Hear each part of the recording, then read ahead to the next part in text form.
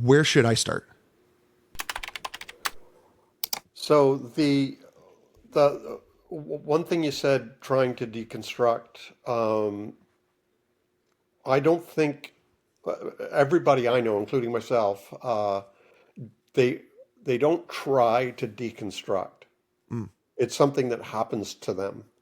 mm, Um, it it's not like somebody wakes up one day and says, I'm going to deconstruct because it's right. traumatic.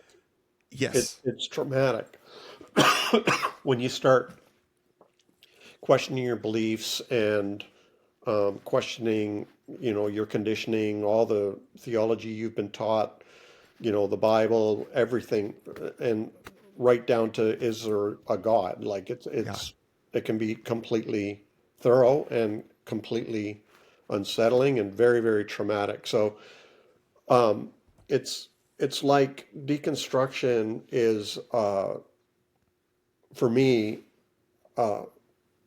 well, like the word describes, it's taking something apart. Mm, And for some people, they go so far and stop.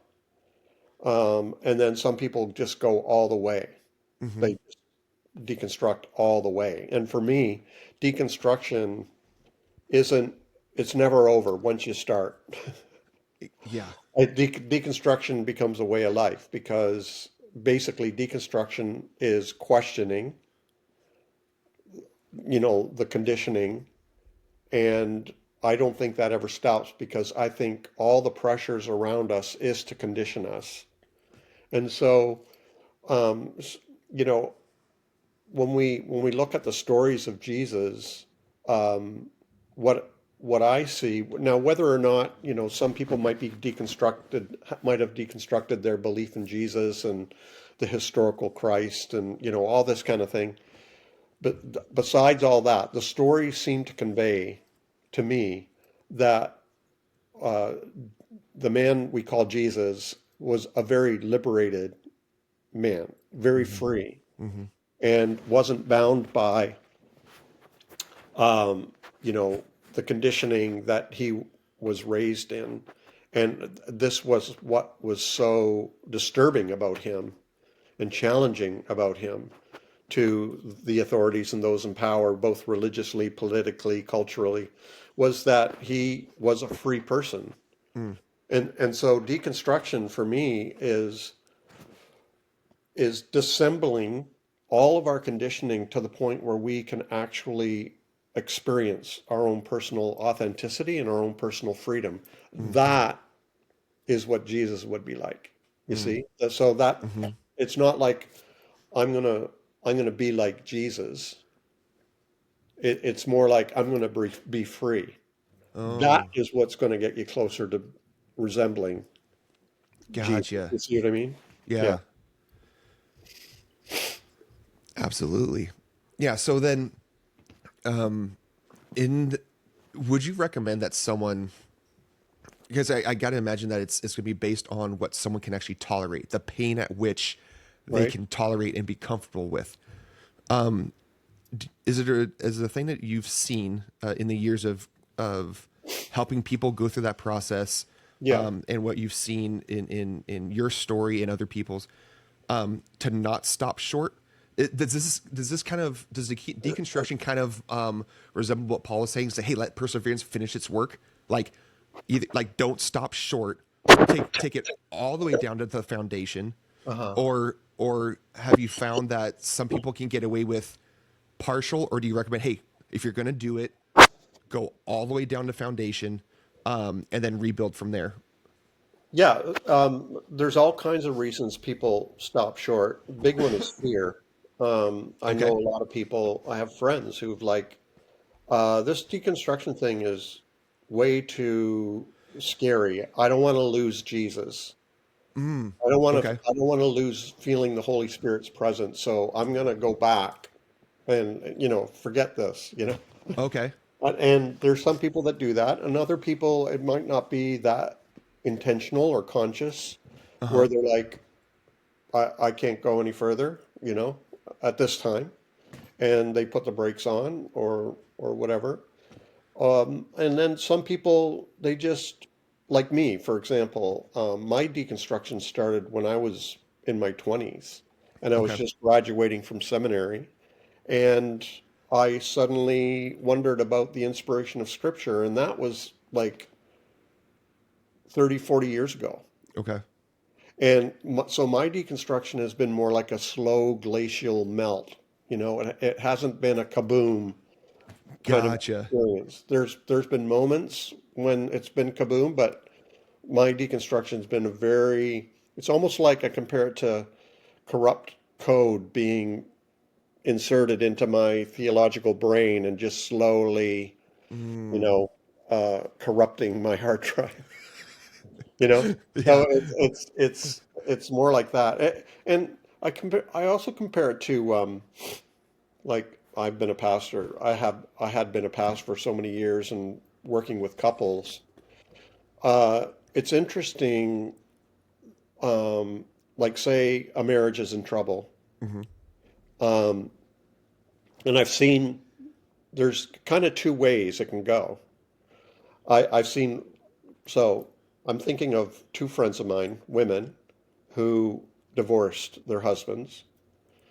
One woman uh, was like all of a sudden one day she woke up and told him she wanted a divorce. Everybody was shocked. Mm, And then she, went through with the divorce and she spent the next years recovering from that. mm, I know another woman who wanted to divorce her husband, but took years to do it. It took her years to work up the strategy, the courage, the convincing, whatever. okay. And she divorced her husband and she was fine. She was free as a bird the next day. So it's like you people do the work differently. Yeah. My one friend did the work after the trauma, and another friend did the work before the trauma. Mm, And then there's others who do the work during the trauma. So it's like I have a saying, there's only one way to deconstruct, and that's your way. However mm, you're going to do it your way.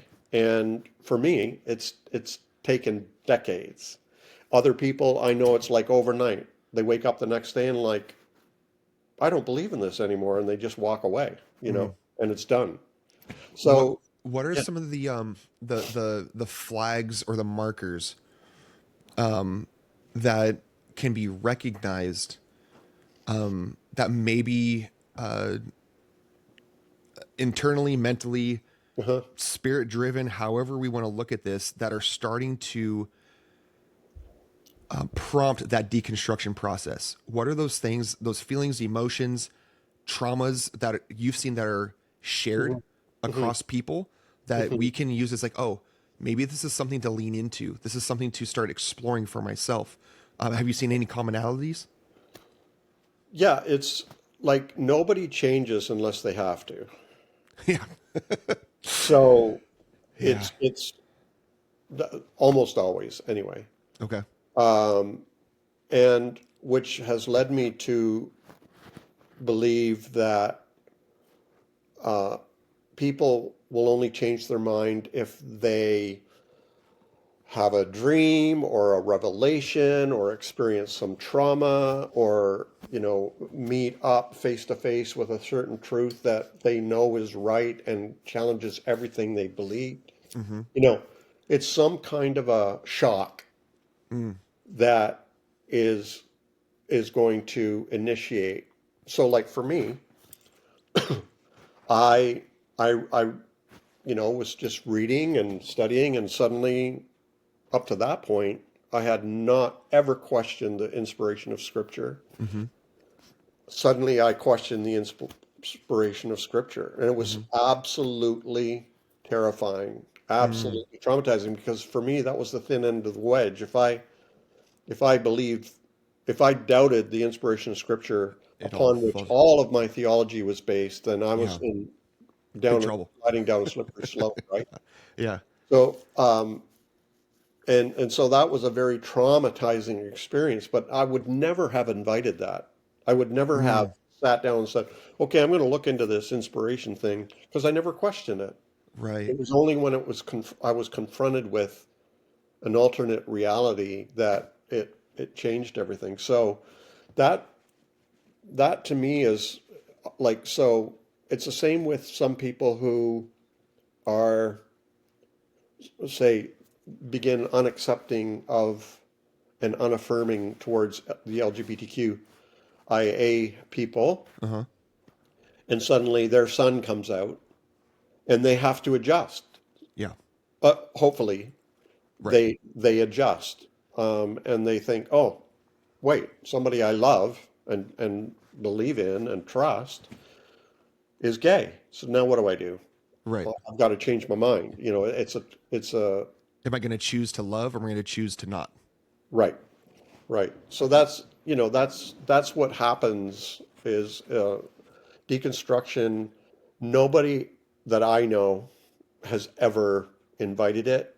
Yeah. It's always been caused, Mm. by some trauma, some shock, Mm-hmm.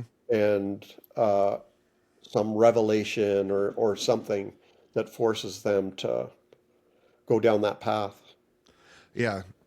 And I like what you said, that it's terrifying because it's that It tearing is. apart. It's that tearing self away from that anchored identity, that it then kind of, it's almost like you get untethered from the International Space Station and you're just floating in space. And you're like, I have nothing to grab to, nothing to secure to. And I'm just floating out here hoping that something works out. It's Yeah. absolutely terrifying. I mean, because I grew up in church. I was the kid who would change the slides on the projector, on the overhead transparencies. Like, I Yeah. grew up in church. I was on staff at the church that I grew up in, which is never a recommendation. Once you see how the sausage is made for the families you grew up with, that is something you can't unlearn. Yeah. And It's true. the uh, the the idealistic, naive youth of this is what ministry is going to be like, and then getting slapped in the face with like, oh, people are really fucked up. Yeah. Yeah. That was a hard reality to hit with, because I was a youth pastor. I was like, oh, great, youth are easy. I remember a board member. We were for some reason I had to be at this board meeting, Uh-huh. and he basically said like, hey, questioning like what we're doing in the youth ministry, and like, hey, like basically, hey, my kid's not fixed type of thing. Right. And to give you a little bit of context of kind of my attitude and mindset, how it's always been in ministry, is in the board meeting in front of senior staff and the board, I said to this board member, I have your kid for an hour a week. What the hell are you doing wrong? Yeah. That didn't go over very well, but it was one of those things of like, what do you want from me? Like, Mhm. I spend the time I've got trying to undo the things that you've put into your kid. Yeah. Like, sorry, like the scale is in your favor for you to have the impact, not me. Yeah. Oh man, there's so many things I want to go to. Can we touch on the affirming side of things? Yeah. Because what my mind has been conditioned to hear, and I would love your insight on this. What Uh-huh. my mind has been conditioned to hear is affirm means good as is. Yeah. And even that might be the wrong way of framing it. Uh-huh. But I think a lot of evangelicals, Christians, religious folk, Uh-huh. when they hear affirm, they think the counter to what's kind of like one of the big evangelical phrases right now is come as you are, but don't stay that way, you know? Yeah. And the affirm movement, for lack of a better terms, almost is like a middle finger to that of so where when you say affirm, and maybe you can correct it and give a better understanding for Mhm. myself and for others, when we're talking about affirming, It's funny because people are a lot more prone to affirm some things other compared to others. Yeah. Some things are more acceptable, affirming, more patient, more willing to allow time to certain things than others. Yeah.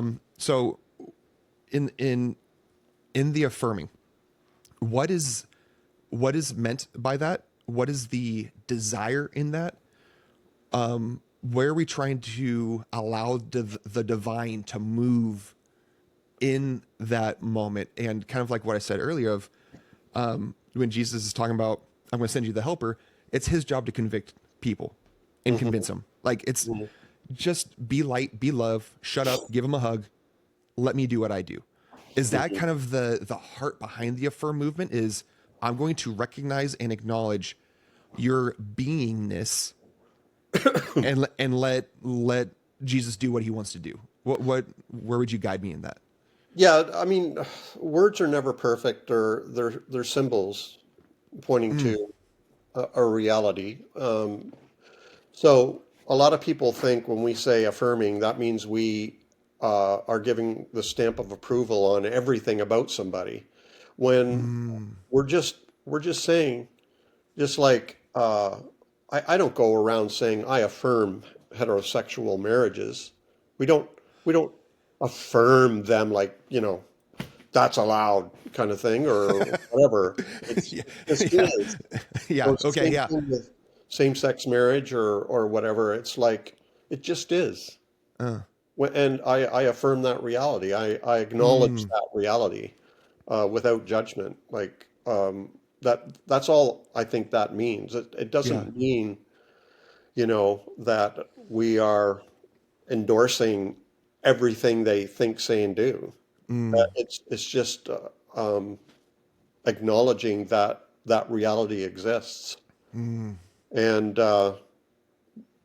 yeah, so I'm not a friend of that.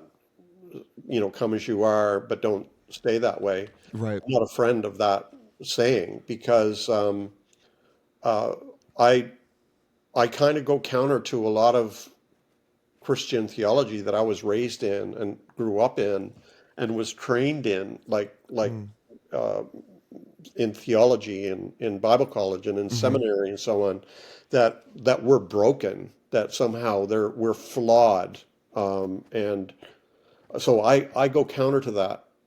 Yeah. I think deep down inside we're good people, that there's goodness there Mm-hmm. and wholeness there, Mm-hmm.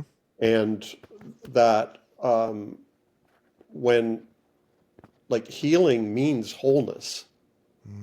And so what healing is just a reintegration of our parts into Mm-hmm. a whole. That's what healing means. And so it's when we are able to integrate our parts into one, that's healing. It's not like we're broken, or that we're uh, a worm, vile worms, that. So I go counter to all that. And Mm-hmm.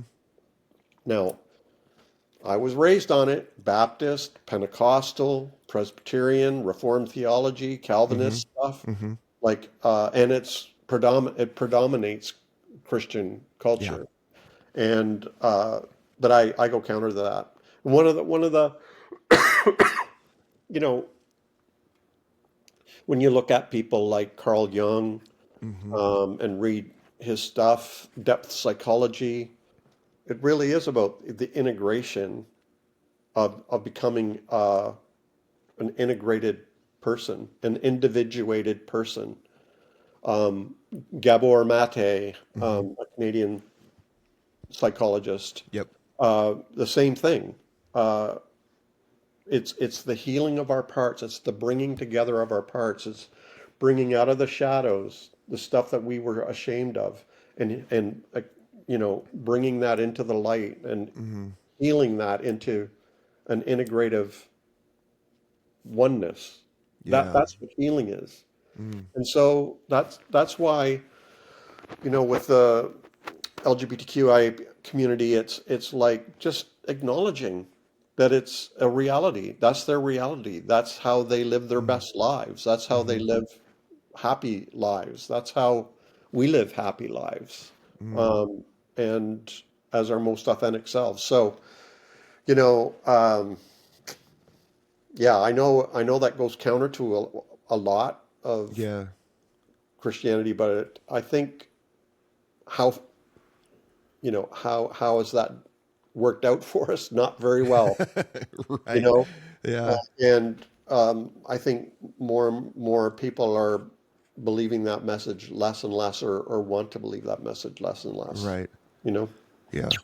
Because man, even with that, there's still a I don't know if it's a fear. I don't know if it's still years of, for Hmm. lack of better terms, indoctrination.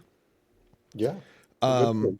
But the thing that wrongfully peaks in me Uh-huh. is still that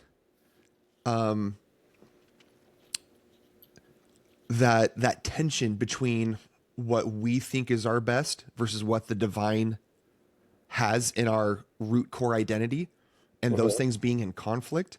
Hmm. And I wonder if there's the evangelical seminary training that I have in me that says anything along the LGBT spectrum of things is not your best, or is not the intended best the divine has for you. Hmm.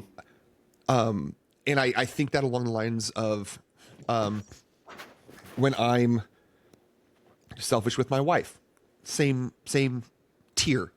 When I'm impatient and explode at my kids Hmm. because I'm tired and I'm in the noise, I'm just like, I'm done. Like that, I've always kind of had this thought of there is no difference of these things. Hmm. Where do those things come out of? Those whether it's identity stuff or accepted perceptions of who we are and how we are.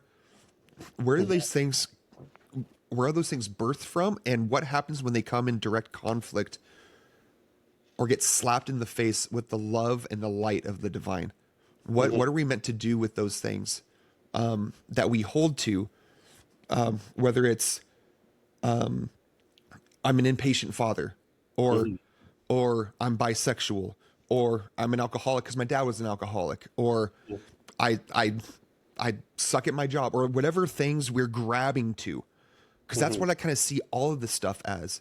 Any identity that we accept is something that we're latching to for some sort of temporary stability. Yeah. So when I say, and I'm echoing Gabor Mate and Okay. Jung and so on, we talk about healing being wholeness. Okay. Um, that doesn't mean we don't struggle.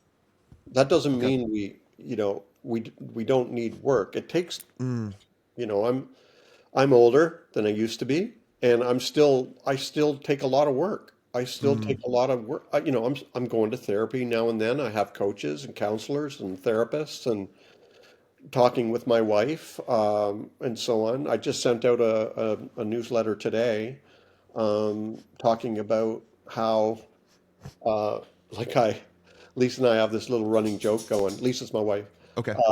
where I'll do the typical male thing, and when I'm walking by, I'll smack her on the bum kind of thing, Yeah. you know? Yeah. And I think it's an obligation. yeah, well, it's funny because there's videos out there of women, pretending to be mad, and then they get disappointed when their man doesn't smack them on the bum kind of thing. Because Yeah. for us, it's kind of a sexy thing. But anyway, Lisa said, "That's so patriarchal." She said that the other day, Okay. which he was kind of half joking, but I thought, I need to look at that a Mm, little deeper, um, about the whole patriarchal thing, because I'm a white man, yeah. a straight white man, and I breathe rarefied air, like, Mm, I like as a that description. white man. And where am I blind to my privilege participating, not my privilege of being a part of a system that's patriarchal, and it's just the air we breathe. Mm-hmm. Um, and so I went down this rabbit hole of reading more books on feminism and the patriarchy, and realizing, holy smokes, man, like I've still got more work to do. Mm-hmm. But that doesn't mean I'm I'm broken. It means Mm. I'm not as in touch with I'm not as in touch with my feminine self as I need to be. Okay. You know, Yeah. we're talking about anima, animus, the masculine, feminine, blah blah blah blah blah, all that Mm-hmm. kind of stuff. Okay. That I need to be more in touch with my feminine, my anima, and to be able to understand on a deeper level what women are experiencing in this world, and Mm-hmm. so on and so on. And so it's for me, it's just doing my homework Mm. and living a more integrated life as a well-rounded whole human Mm-hmm. who's in touch with my masculine but also my feminine, and able to live justly and fairly and compassionately in this world, Mm. and not Yeah. participate in the patriarchy as much as possible. So um, that's so when you're lose it with the kids, or Yeah. you're impatient with your wife or what, okay, that's it doesn't mean you're a horrible, terrible sinner. It just means we've got more work. That's all. Mm. And um, that's just natural and healthy. Yeah.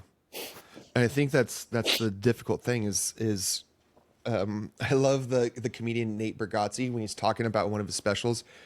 I grew up as a 90s Christian, which is the most Christian you could be. Yeah, He makes that joke. Same thing for me. Like I grew up he in is like funny. yeah, I grew up in the most Christian period you could possibly have grown up in. Yeah. Um and so there's that implied, because I don't know if it's ever really directly taught, but it was the way it was understood, Yeah. that we are innately bad, we are innately flawed, Yeah. we are innately evil and selfish. And so everything comes from that core identity. Hmm. Every decision, every thought about self, every interaction is flavored with that not good enoughness. Yeah. And and the shock that that I experienced roughly a year and a half ago or so was like, no, when I said you're good at the very beginning, I didn't just say you're good. I said you are very good. You are innately good. You are innately holy. You Hmm. are beloved. That is core. That is root identity. Everything else that comes around that and tries to pack itself to it and distract from it, slap mud on it so the light doesn't shine. Hmm. It's all a distractor from core identity of belovedness. And when I feel like that when we can't rest in that, when we can't secure ourselves to that, that's where the fear starts coming out. That's where we start pointing at the sins of others, trying to distract from our own bullshit. We start latching on to their identity as the source of our failure. We start looking for, we start using scripture as a mirror, Uh-huh. or as a magnifying glass instead of a mirror. Hmm. You know, Hmm. and so with the fears that we all have ingested over the years, the identities, the habits that we've accepted and adopted over years, as our means of coping, Yeah. to just to get to the next day, because none of us know what the hell we're doing. Uh-huh. How do we start that work, or allow that work to happen, that helps us get through our own muck Uh-huh. into that core identity that the divine has birthed all of us with? How do we navigate that? Well, I mean, that's an excellent question. and that's where, that is actually the first step on the journey. Getting to that point where you can say, it is, that God pronounced it is good, it is very good, Uh-huh. and be able to actually believe that, then you have to start unpacking that. Uh, That's where your journey begins. Very, very few Christians get to that point, though.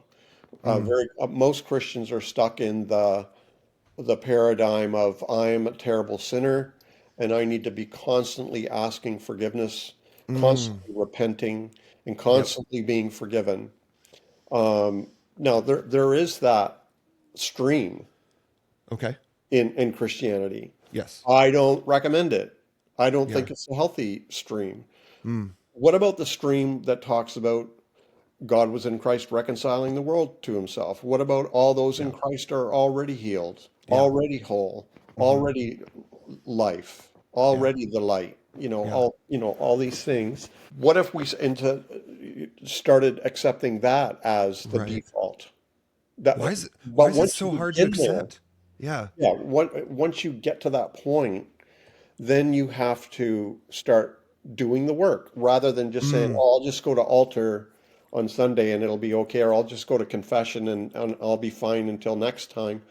Instead, you realize, okay, if I'm if I'm good, if the divine loves me mm-hmm. as I am, just as I am, then how do I bring all of my parts into that light? The parts I'm Mm, ashamed of, the mm-hmm. parts I'm embarrassed by, Mm-hmm. the good things that I'm, hiding from the world because, I don't want to look too boastful or what, all those parts, how Right. do I bring all that into that truth that Mm, I'm beloved, you mm. know? That's the work. That's where the real work begins. Do you think that it's hard for us to accept that because of insecurity, of fear, or we're not willing? Many of us are just lazy. We don't want to do that work. Well, it is hard. It's super It's hard. hard. It is hard work. It's so much easier to accept the script. I'm a Mm. sinner. Go to altar, get forgiven, and rinse, Oh, repeat. I You know, think. Sorry, I think something just unlocked in my head. yeah. The reason that we would rather go with that script is because then if we're not fixed, it's God's fault, not ours. Well, it's not only God's fault. It does relieve us of responsibility, though. Yeah. Yeah, and and Mm. um, and I also think, like, I think we're in a pandemic right now of um, and it's part of the patriarchy where men are needing work. I think men are in trouble right now. I think there's a crisis right now, Okay. and uh, they're men just aren't willing to do the work. How many men do you know that go to therapy? I mean, It's seriously, not. Yeah, it's not many. and it's because they're unwilling to do the work, even though they come across as macho bros. Mm-hmm. Like, who really is going to get down and do the grunt work of becoming more self-aware? Mm. I know how hard it is, Right. um, and uh, because I've done it, and I know how hard it is because I know how many men are unwilling to do it. It's so, and it's like that for everybody. Okay. Um, to to get to that place where you think, in spite of all that you've gone through, all your trauma, all your wounding, all the abuses you've suffered, all the tragedies, all the sadness, depression, and all the good things, all the things you've achieved, all those things to get to that point where you say, "I am beautiful. Mm. I am a beloved person, just as I am." That's a scary thing to say. Mm. It's a very frightening for many people to say, you know, and um, and to actually embrace that and then to move on from that. It's it does take a lot of work, and it's a incredible journey though. It's Yeah. with rewards, but it takes work. Why do you think we're so afraid of that kind of love? Because Mm. I know for me, Hmm. love has had always been earned, and I can never do enough to get enough. And that's Yeah. something that me and my spiritual director are continually working through.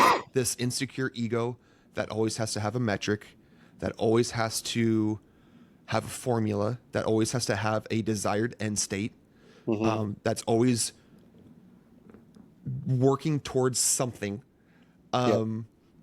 And it's a it's a very difficult thing Mm. to accept being and being loved Hmm. for being. Hmm. Why do you think that that love is so terrifying? Is it because it's unfamiliar, or in your life, or the people that you've worked with? What is it that makes it so scary to just sit in that kind of love? Um, just give me 1 second here. I'm going to look up a quote. Okay. Hold on, see if I can find that. Yeah, no problem. It's a powerful. Okay, this is Nelson Mandela. Okay. This says it best. Our deepest fear is not that we are inadequate. Our deepest fear is that we are powerful beyond measure. Mm, It is our light, not our darkness, that most frightens us. We ask ourselves, who am I to be brilliant, gorgeous, talented, and fabulous? Actually, who are you not to be? You are a child of God. Your playing small doesn't serve the world.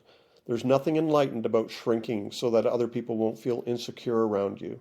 We were mm, born to make manifest the glory of God that is within us. It is not just in some of us, it's in everyone. And as we let our own light shine, we consciously give other people, permission to do the same. As we are liberated from our own fear, our presence automatically liberates others.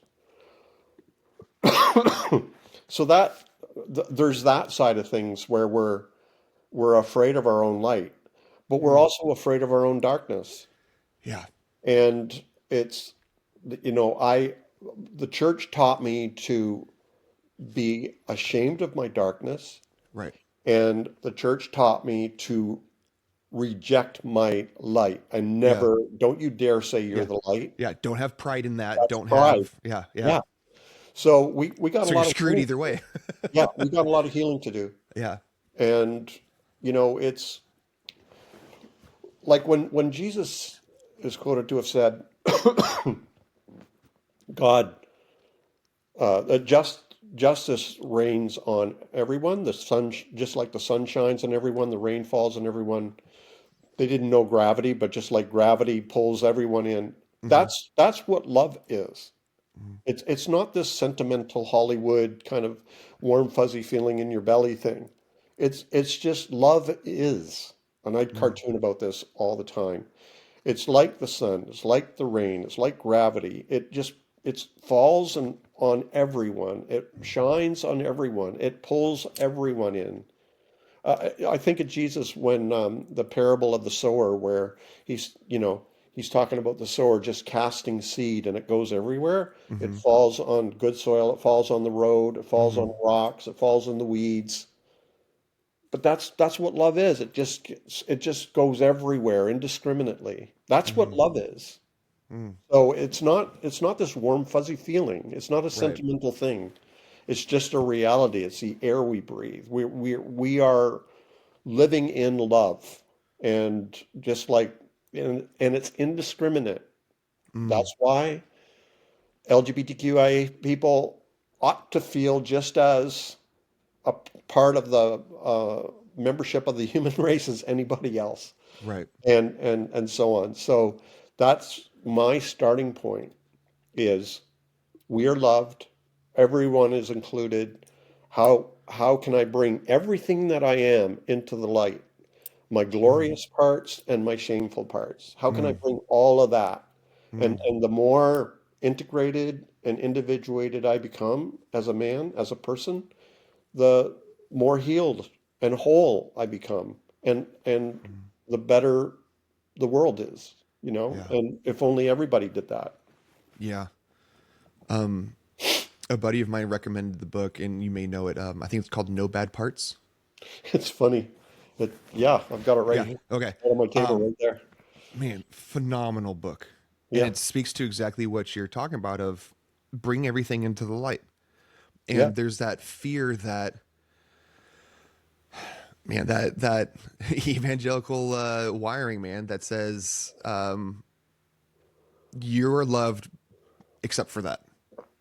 His the cross, when he says it is finished, it meant for everything except that one thing. That can't be touched. yeah, That's too much. That's too great. So yeah, hide it. yeah. And the hiding takes so much work and energy to keep it shoved in that dark corner, to put lipstick on it and make it look like something else. It's a full-time job. Well, I was just at my therapist a couple of weeks ago, and she's really good, unfortunately. But she's like, David, you need to do some work. Like, who are you hiding? You're protecting somebody. Who is you're Mm, hiding? Who is that? And man, that hit home, yeah. and she doesn't want me to come back until I figure it out. So Dude, it's she like it's hard work. Healing is hard work yeah. because it means overcoming that false pride or false humility. And it Mm, also means overcoming shame and guilt, you hmm. know, that Yeah. doesn't need to be there. So yeah, it is hard work.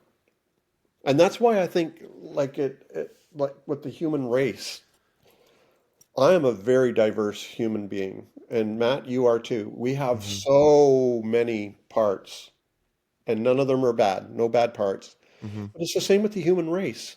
It's so diverse, Hmm. so, filled with variety and different parts and different colors and different races and genders and sexualities and languages and religions and all that. And that's beautiful. And I think my goal, is to help the world see that this is beautiful and figure out ways to cooperate and be together without hiding one part or Hmm. punishing one part, you Hmm. know? So I think that's why um, unity for me, that we're all one, is the starting point. Hmm. That's the starting point. I I believe we're already one. We don't have to work for unity. We're already one. We just need to stop building fences, Yeah.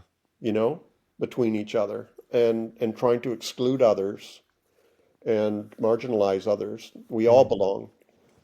No bad parts. Yeah. Why do you think that we're so prone to actively disjoint our own humanity from each other? Well, I know. It doesn't take much. I mean, look what's happening right now. Uh, you know, I'm Canadian. Okay. I'm in Canada. Uh, you're in California. Yes, sir. A couple of months ago, we were neighbors, allies, and Mm, friends. And now, just because somebody said we're enemies, apparently we're enemies now, right. just because somebody said so. Hmm. Well, that's the kind of insane world we're living in. Yeah. And if why don't we speak about unity and oneness and cooperation and love and everything? That would catch on too, you know? Yeah. Do you think that we like um do you think we like exterior conflict because it distracts us from the interior conflicts we're unwilling to deal with? Well, I mean, that's just Jungian. That's just depth psychology right there. We Okay. project Mm, division. Yeah. mm, Division in the world is a projection of a divided mind. And ooh. it just goes to show how divided our minds are, you know. Um, if it's like that Buddhist saying, like, um, unity in your heart, unity in your home, you, unity, or maybe it's peace. Peace in your heart, peace in your home, peace in your village, peace in your country, peace in the world. It Mm, begins, but it begins in your own heart, yeah. you know. And um, when there's so much division and um, threats of war and animosity, it comes Posturing from and here. yeah. Yeah. So Yeah. how do we go about helping people around us rediscover that peace in their heart? That's, I mean, that's what I'm trying to do every day. Yeah. Doing what I can do every day. Hmm. Being kind, um, you know, uh, doing my best to speak about unity and love and compassion and cooperation and unity. That's what I do, and hopefully some people catch on. Yeah. Does it feel like you're swimming upstream? Yeah, of course, of course. Uh, and like we, I don't, I, it does feel it is difficult sometimes. Like the sometimes the comments I get or the message I get are very, very discouraging Hmm. and reveal just how far we have to go. But I also know that can change overnight. You know, Right. their eyes can be opened overnight, and their minds can change overnight. Their hearts can open overnight. So I just keep trying to be patient and trying to be kind and continue speaking truthfully, Hmm. passionately, and hopefully I can do my part to help it catch on. Absolutely. Because I'd much rather live in a loving world than a hateful one. Yeah. And I think most people would say same thing, I hope. Yeah. Yeah. Yeah. And that's the thing that I'm trying to do for my kids is I can't. There's only so much influence I have on the exterior world. Hmm. But what I can try to do is help give my kids the tools where they can find peace inside. Yeah. Even though there could be chaos going on around them, they can have peace in the middle of chaos. They can have love in the middle of hate. Yep. They can have those things that the exterior does not penetrate Yeah. their themness, Yep. that they can rest assured in who and whose they are, and they got nothing to prove. One of the things that my spiritual director is always talking about is nothing to prove, nothing to lose, live undefended. That's always like the for lack of better terms, the end state, the end goal is Yeah. getting to that point and staying in that pocket, which is a Yeah. very, very hard thing to do. Yeah. What, other than the therapy and the work that you're doing on that side, Uh-huh. what other things are a part of your practice that help ground you and not get knocked about by the things that we're constantly bombarded with on a day to day basis? Well, number one is staying off of social media like TikTok and stuff like that. Like Yeah. I I try to get my news highlights for Okay. the day and then stay off. Like don't Smart. go down that road because it can become very overwhelming and distressing and depressing. Yeah.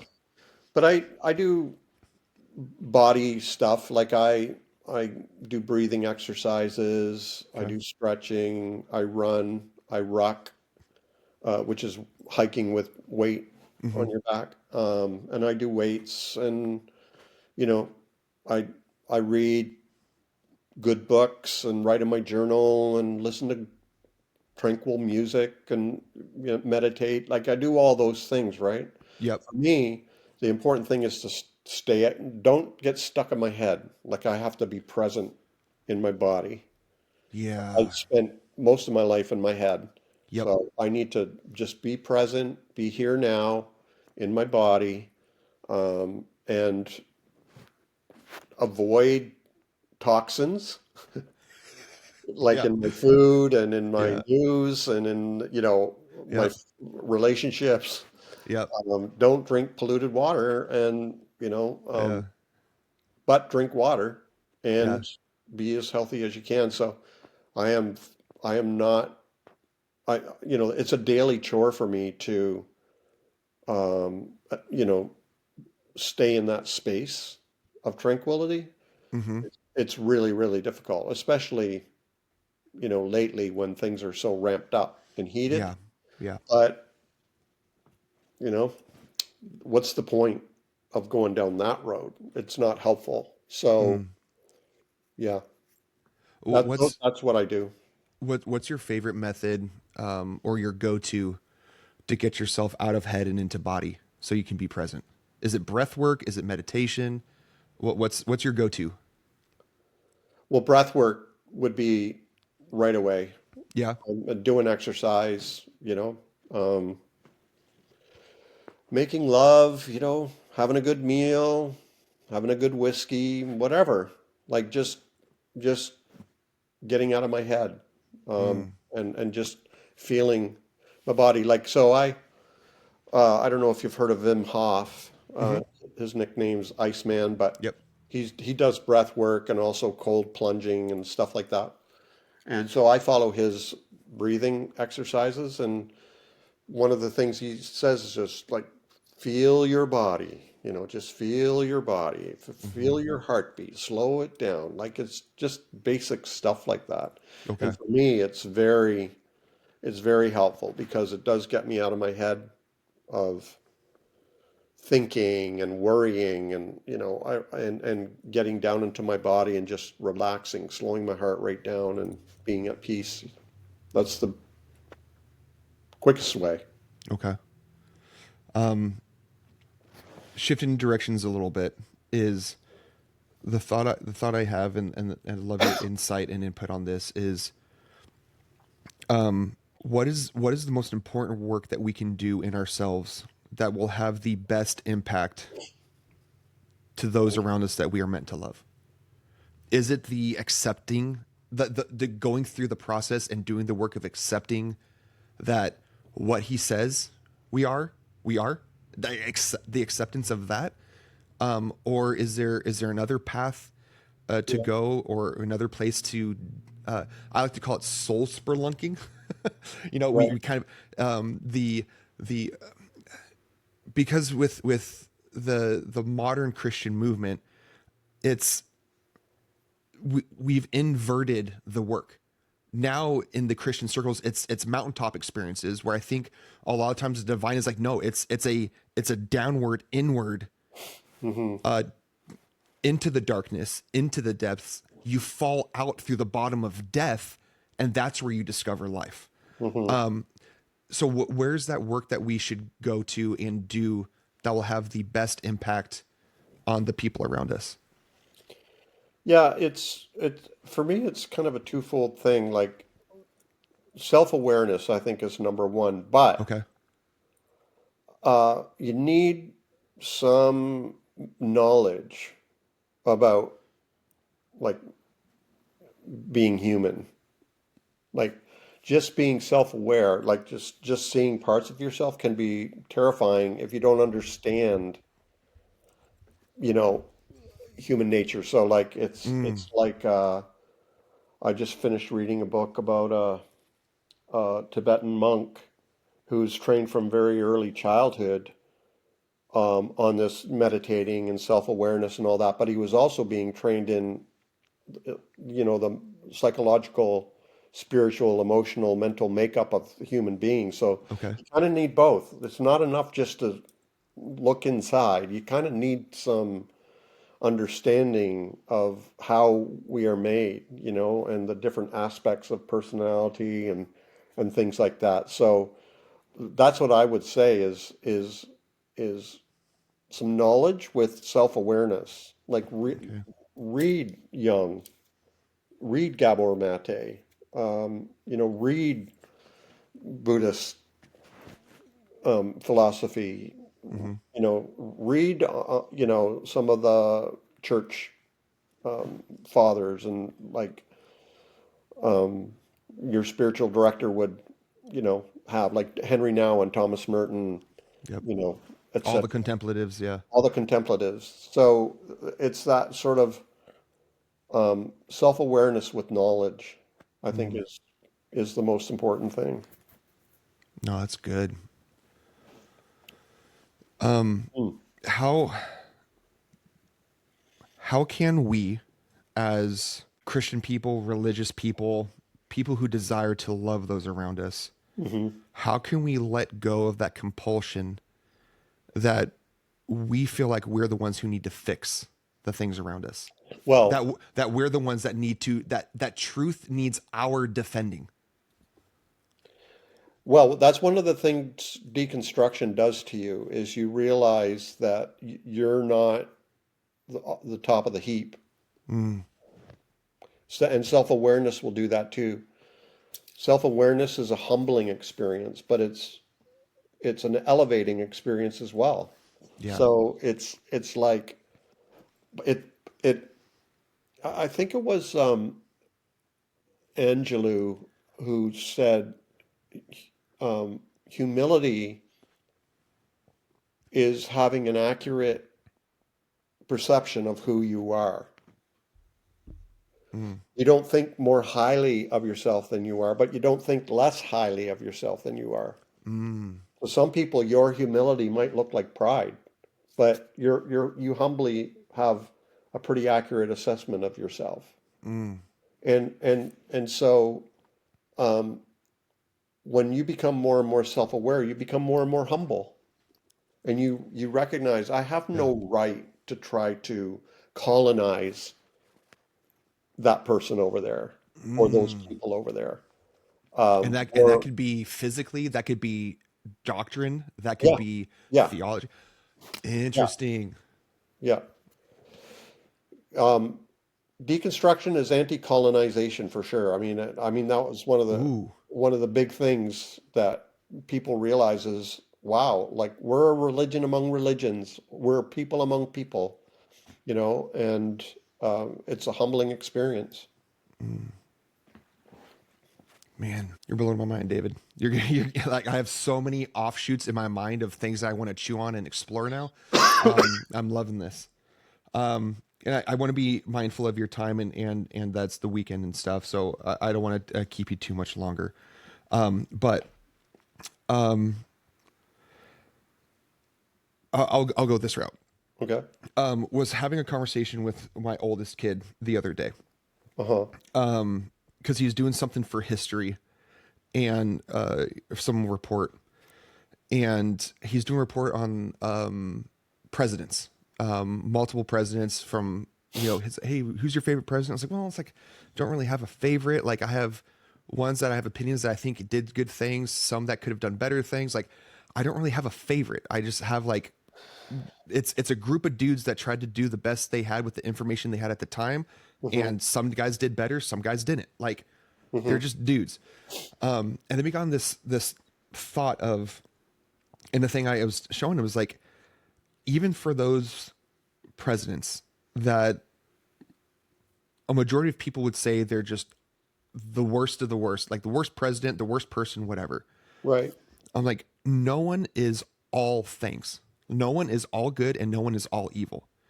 And I was like, even the people, even the person or the people that everyone would say this is the most evil person who's ever existed, there were people in their lives that felt loved by them. Hmm. I'm like, that's a hard thing to be willing to acknowledge that using the stereotypical, there were people in Hitler's lives that felt cherished by him, loved by him, taken care of by him, and even someone as that perpetrated some of the most evil, heinous things, there was aspects of goodness in him. Hmm. That is a very conflicting, tense thing to kind of be in, because for me, I like binary. I like yes, no, this, Hmm. that. It makes thoughts easier. But unfortunately, a lot of times the colors are mixed. They're all mixed in. There's no black or white. It's shades of gray. There's streaks and swirls and all kinds of things. Where do you think that the desire for the binary comes in or out of? Is it that fear? Is it a is it the insecurity that we want to try to control and understand? Because in America right now, in lots of parts of the world, everything is very this or that. And I think that by reading scripture and from what I've kind of explored and come to understand about how Jesus works, he's more of a yes and, not an either or. Hmm. Where do your thoughts go with that? Well, my first thought is that we need to be really cautious, especially right now when we talk like this, because it can creep into the whataboutism, or Yep. thing. And I get a lot of people like, well, what about Hitler? That's always the go-to. That's always the go-to. And that's And unfortunately why I brought it up, because that's well, what about? yeah, and um, you know, problems. There's so many problems, but Yeah. it's like in um, uh, what was that in North Carolina or South Carolina, where the ash no, I forget where the protest was, and some people were killed, and they're like, Oh well, yeah. they're good people on both sides. Well, we need to, by all means, avoid getting anywhere close to that kind of, you know, Yeah. and so whether you want to label somebody as evil or their actions as evil coming out of a severely underdeveloped, unself-aware human being, Mm, you know, at this point, um, it's difficult to talk about those things. Like, and the yeah. way that people talk about Trump. I mean, what I see is a toddler with a lot of power, Mm, a very underdeveloped human being that, has a lot of power, hmm. and um, and is committing evil. I'm not willing to say somebody is evil, but they can Mm, certainly do evil things, and yeah. we're seeing that. But Yeah. that's the way I tend to look at it. It doesn't excuse it at all. Right. But I just read a book recently by Claire Dederer called Monsters, A Fan's Dilemma. And she's a great author, but she also used to be a film critic, and she had a real problem with, like, she liked Roman Polanski's films, for example, and then come to Okay. find out he was a rapist, Yeah. raped an underage girl, fled to Europe, and then she talks about Woody Allen with his stepdaughter, I guess. Yes. Something like that. And then, you know, I don't know if she mentions Picasso, but he would certainly fall under that, where Yeah. she called them monsters, a fan's dilemma, where you like their work, But but they're monsters. yeah. And, you know, not, I don't like Hitler's work. I don't like Trump's work. But Right. there's a lot of people's work I don't like at all. But they're Right. monsters. They have monstrosities, Mm, and that, you know, somehow I wish we could fix. I think we're in desperate times right now. yeah. And I'm speaking from Canada, right? I'm up Uh-huh. here in this, the relative safety of Canada right now, but Right. we're feeling threatened, Uh-huh. and to me it's outrageous, and it comes from a place of, if I may be so bold, comes from a place of a complete lack of self-awareness Okay. and stupidity and greed and all those the worst things about humanity, you know? Hmm. So, yeah, therapy.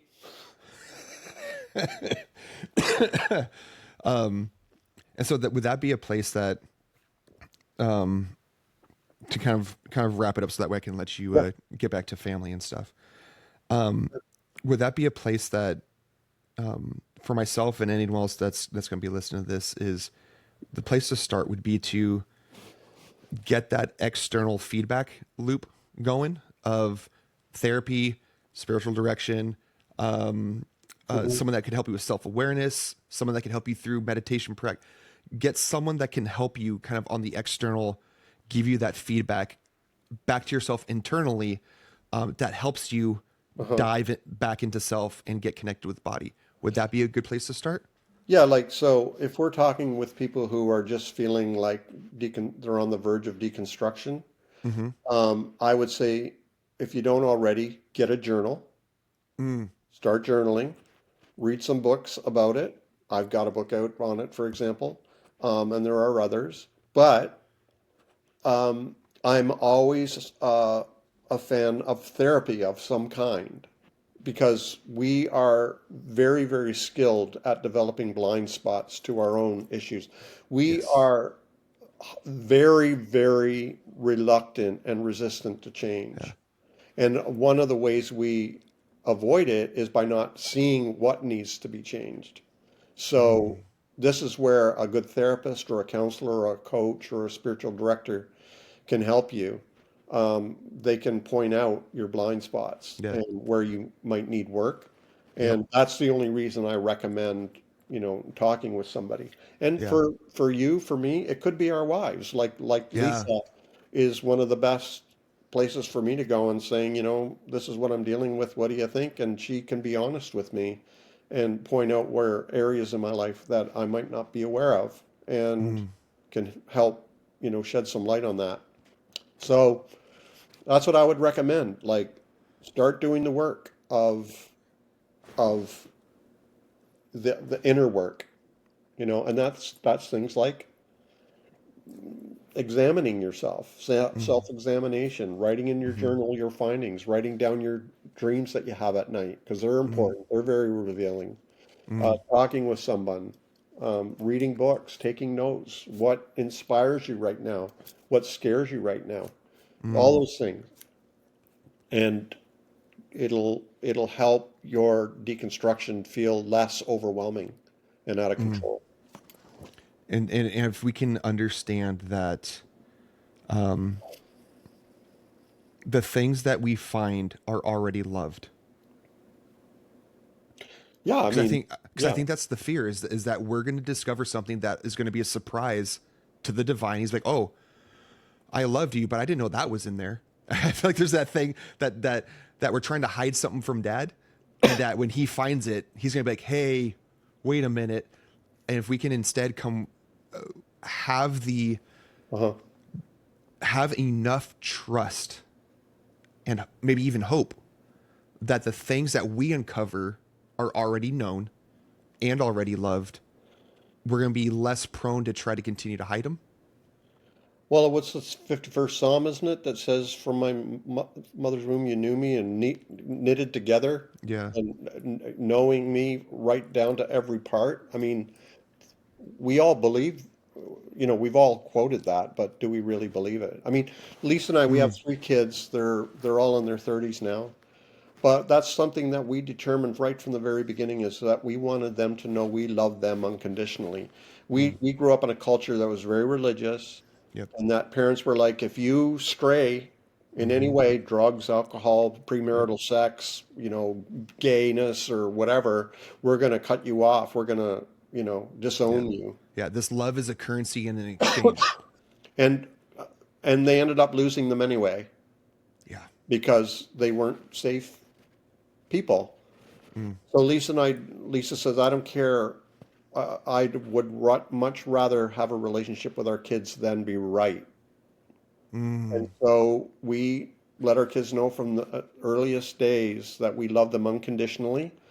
And to this day, they share things with us that I would never in a million years dream of sharing with my parents. TMI, TMI, often Yeah. it's like too what? I Yeah. can't believe our kids are sharing this with us. But that's beautiful. But that's the kind of environment we've tried to create.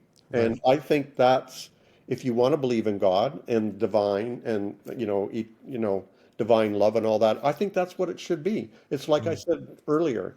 It's like the rain that falls on everyone, the sun that shines on everyone, gravity that pulls everyone, the seed that's scattered indiscriminately. It's indiscriminate and it's uh, totally free. Mm. It's just there. And so it's safe. It's safe to come out. Mm. And that's my last thought. That's beautiful. Man, I hope that that we can come to a place where we indiscriminately give out love. I would absolutely love to see that Yeah. without any Indiscriminate. expectation. Yeah. That And I would don't be mean indiscriminate in a pejorative way, a negative right. way. Right. It doesn't care about the object. It just spreads, right? Yeah. And Yep. everybody's included. Yep. Absolutely. That's love. Yeah. Man, that would Cool, be man. beautiful. David, I really appreciate you taking the time to connect. Thanks, Matt. You've given me lots of insights. You give me lots of stuff to chew on, lots of things to continue to pursue for myself. Cool. And I can't thank you enough for taking the time. I look forward to maybe in another time later on, maybe having another conversation. Yeah, sure. I'll put all the links to all your stuff in the description so people can get to your website, check out your book, check out your art, because you've got some great stuff. I mean, you've got, man, there's some pieces that you post. And I'm like, oh, like it pokes an area in me that I didn't know I was aware of that was still wounded. And Yeah. I'm like, I love it because it forces me to, what do you really believe and think Yeah. of self? What do you really think and believe of them? And the thems in all of the sense that thems can be, in the us versus thems, Yeah. that natural humanity that we like to say, here's me and there's everybody else, Yeah. and unfortunately there are certain groups that throughout history have become the focus of that Yeah. dichotomy. Yeah. And you challenged me on a level that that someone hasn't in a long time. So I really appreciate the way in which you create. Well, thanks so much, man. Appreciate So, that. yep. So hopefully some people got stuff out of this, and Yeah.